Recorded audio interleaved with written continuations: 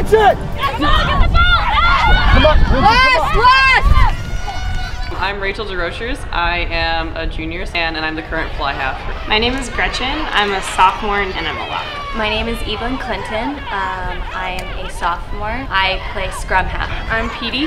I am class of 2014. I play prop. My name is Megan Carney. I'm class of 2015 and I am a wing.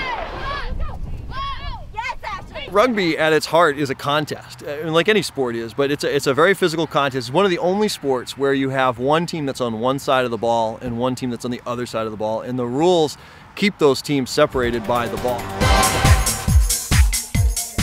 So there's 15 people on a rugby team, and the first 8 are forwards, and then it's their job to get possession of the ball.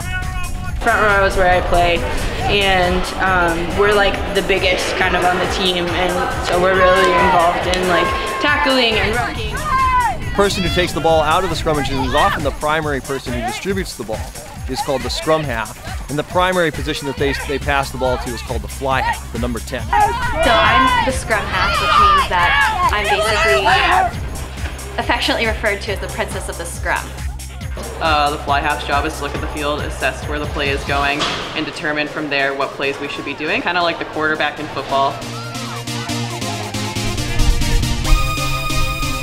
It's been said that rugby is similar to a mix between soccer and football. The main difference is that in rugby you can only pass the ball sideways or backwards. The ball is kind of shaped like a football, but it's bigger than a football and a little bit more rounded. And you pass it with 2 hands and you try to get a nice spin. When you have the ball in your hand, you run forward with the ball and you're trying to put it down in the end zone or the try zone at the end.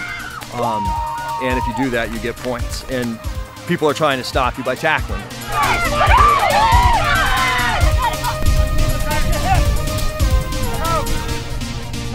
Sometimes to restart play we have what's called a scrum, and that's when the forwards on both teams bind together and basically hit each other to try to get possession of the ball. That's probably one of the most sort of iconic images of the game, is where you have 8 people packing down against each other and shoving another group of 8 people, and someone puts the ball in the middle, and one group is trying to shove the other group off the ball and have the ball come out the back. I think one thing that's especially fun about rugby is it is a very, very fast-paced game. One of the really neat things about rugby that's very different, of course, from American football, which it gets compared to a lot, is there's much less stoppage. So if I tackle somebody, we both have to move away from the ball, and the people that are on their feet can continue to contest for that ball. Rugby is very much about continuous play. We don't stop at all. All players are on for the full 80 minutes. Once you get subbed out, you can't come back into play. Thank you! It's a very rigorous game in terms of athleticism. It's got all the running that you would have in a soccer game, plus people are being tackled, dropped down to the ground, and picking themselves up over and over again. We take safety pretty seriously because it's a sport that involves tackling, which most women's sports change the rules for women so that there isn't contact involved, which is what I actually really like about rugby. We teach people how to tackle properly without injuring somebody else. We teach people how to be tackled without injuring yourself or somebody else.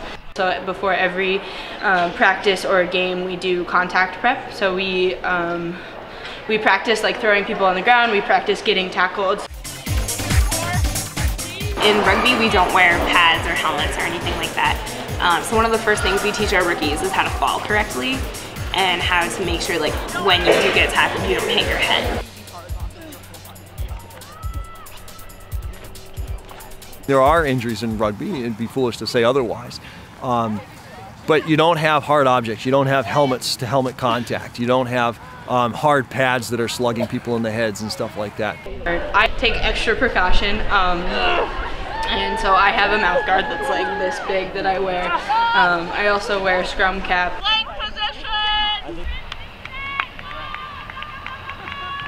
You know, we have sometimes a lot of trouble getting our young women to be aggressive with each other, and we find that in practice especially. They have a tough time sometimes, you know, putting on big hits against each other. Set yourself and make the appropriate tackle.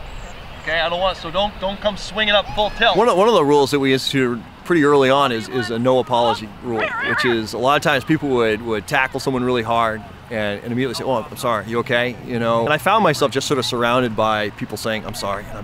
But we instituted sort of a push-up rule where if you say I'm sorry, you got to give 10 push-ups.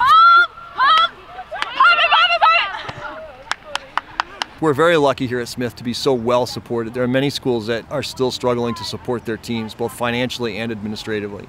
And I would be remiss to go without saying that, you know, we have a fantastic pitch to play on. We have really great trainers. Bonnie May and the rest of the athletic department do a fantastic job of supporting us and giving us a lot of administrative help. Our club sport program is fairly well funded by our SGA.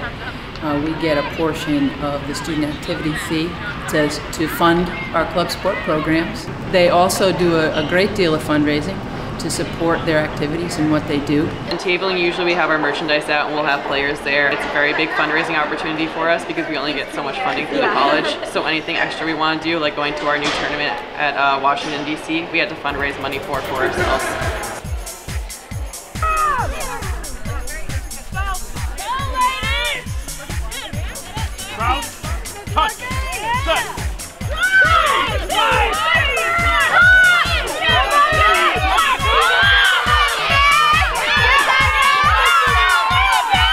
Base of it, everyone's here to have fun and to play a game that we all love, and it's supposed to be a pleasurable experience for everybody. So we really try to put it in that context, even when we're being really competitive.